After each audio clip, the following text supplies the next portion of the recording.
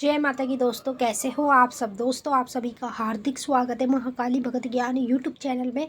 तो दोस्तों आज की इस वीडियो में मैं आप सभी भक्तों को बताने वाली हूँ, सिर्फ एक बार ये भोग माता काली को लगाना आप शुरू कर दो, माता आपके पास 7 दिन में ही जागृत हो जाएगी। जी हाँ भक्तों, आज मैं आपको माता काली का एक ऐसा भोग बताने जा रही हूँ जो आपको जल्दी से किसी ने नहीं बताया होगा। और ये भोग पता है कहाँ लगाया जाता है? जो बड़े बड़े माता के सिद्धपीठ स्थान होते हैं, सिर्फ वहीं पर ये माता को महाभोग लगाया जाता है। और माता काली, माता कालिका इसी भोग से जल्दी प्रसन्न होती हैं। जी हाँ, आज मैं आप लोगों को एक ऐसा तरीका बताऊंगी जिससे आप माँ काली को अपने पास, अपने घर में जागृत भी कर सकते हैं, वो भी 7 दिन के अंदर, अगर आपने ये भोग लगाना माता को शुरू कर दिया। और इस भोग में आपका कोई पैसा ज़्यादा नहीं खर्च होने वाला।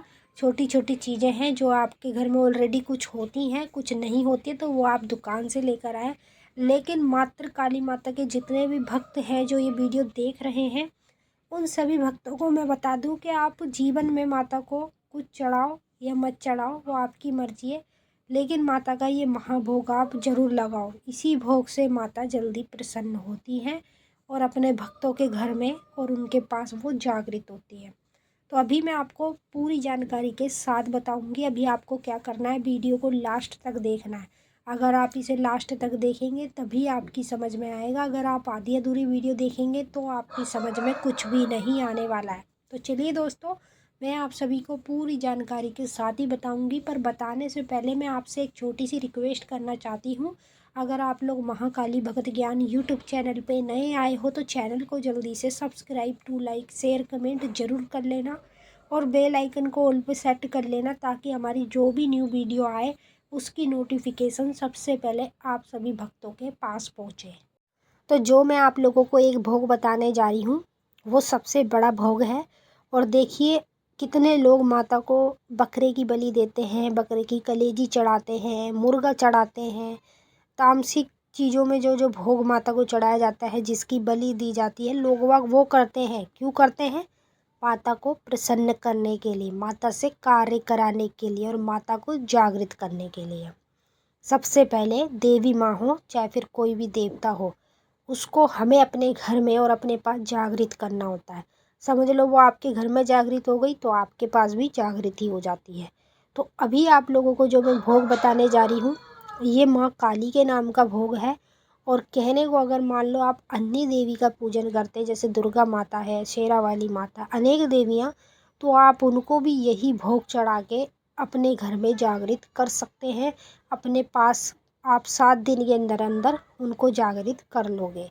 और ये जो कार्य है बहुत सिंपल है, बस जैसे जैसे मैं बता रही हूँ ध्यान से सुने और बारीकी से इसे समझें। तो ये एक जो भोग बता रही हूँ, इसके लिए आपको एक लेना है सूखा गोला। ठीक है, सूखा गोले को आपको ऊपर से चाकू से काट लेना है, जैसे सामने स्क्रीन पे आपको सूखा गोला दिख रहा है। ठीक है, अब इसका जो ऊपर का हिस्सा है वो हमें चाकू से काट लेना है पूरा गोल। ठीक है, गोल काटने के बाद हमें क्या करना है, सबसे पहले माँ काली के नाम से 2 लौंग डालनी है।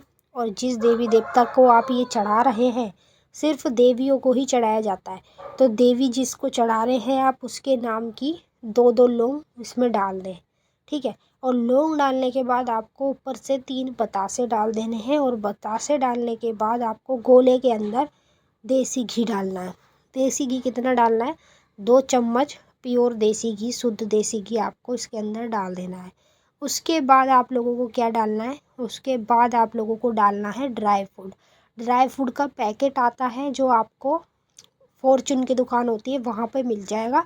वहाँ से आप ड्राई फ्रूट का पैकेट ले लें और उसी में से थोड़ा सा जैसे मुट्ठी भर के माता को ड्राई फ्रूट उसके गोले के अंदर डाल के दें।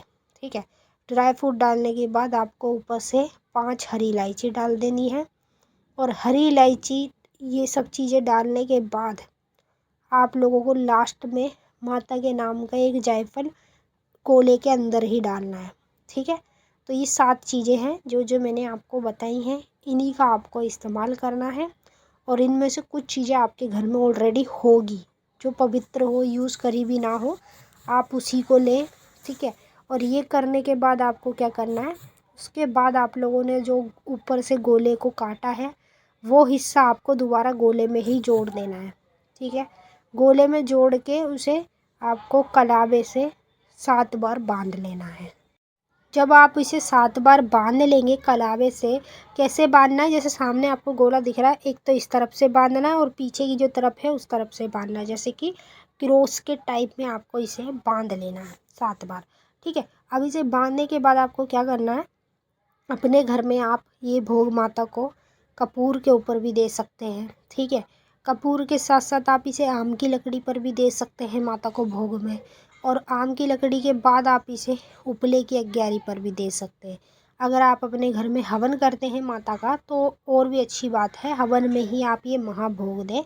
और ये एक ऐसा भोग है कि अधित्र करके ये भोग कहाँ लगाया जाता है, ये तब लगाया जाता है हमें जब माता की शक्ति को जागृत करना हो, या माता से हमें कोई कार्य कराना हो, या फिर माता को हमें प्रसन्न करना हो।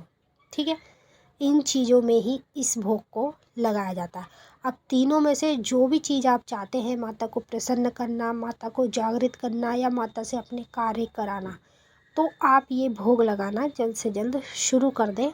और मैं आपको बताऊं, जैसे मान लीजिए कि आप लोग इस भोग को रोज़ नहीं चढ़ा सकते, ठीक है, तो आप इसे हफ्ते में ज़रूर चढ़ाओ। एक हफ्ते में एक बार ज़रूर चढ़ाओ, वो भी शनिवार के दिन। और 2 बार चढ़ाओगे हफ्ते में तो मंगलवार और शनिवार को चढ़ाएंगे। ठीक है, तो ये था छोटा सा कार्य जो मैंने आपको बताया है। पर ये महाभोग है माता काली का, अधिकतर करके ये भोग ज़्यादातर सिद्धपीठ स्थानों में ही चढ़ाया जाता है, जैसे माता कामाख्या, माता दक्षिणेश्वर काली, काली घाट वाली, तारापीठ, ऐसी ऐसी जगहों में ये भोग माता को ज़्यादा चढ़ाया जाता है, क्योंकि माता को ये बहुत ज़्यादा प्रिय होता है। इसी से माता ये तीनों काम करती है, जो जो मैंने बताया, प्रसन्न करना, जागृत करना और अपने कार्य सफल कराना। ठीक है, तो जी मैंने आप लोगों को अच्छे से समझा दिया है और आपकी समझ में आ गया होगा।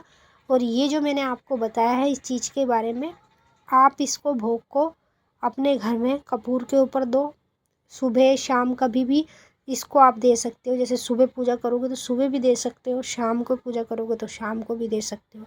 लेकिन जो जो लोग हवन करते हैं वो अगर हवन में दे तो और भी अच्छी बात है, इससे अच्छी बात कोई हो ही नहीं सकती। तो चलिए भक्तों, मैंने आपको अच्छे से समझा दिया है और आपकी समझ में आ गया होगा। अब हम आपसे फिर मिलेंगे नेक्स्ट वीडियो में। अगर आपको कुछ पूछना है आप कमेंट करके पूछ सकते हैं। तब तक के लिए जय माता काली, हर हर महादेव। माता काली बाबा भोलेनाथ आप सभी की सारी मनोकामना पूरी करे। खुश रहे आप और आप लोगों का परिवार।